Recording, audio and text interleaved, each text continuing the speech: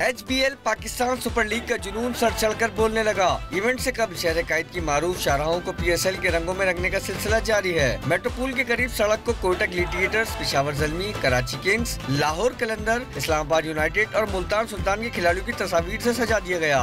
शहरियों ने PSL 5 के मैचेस कराची में होने पर खुशी का इजहार किया है। आज भी PSL के हम लोग बहुत ज़्यादा एक्साइटेड हैं।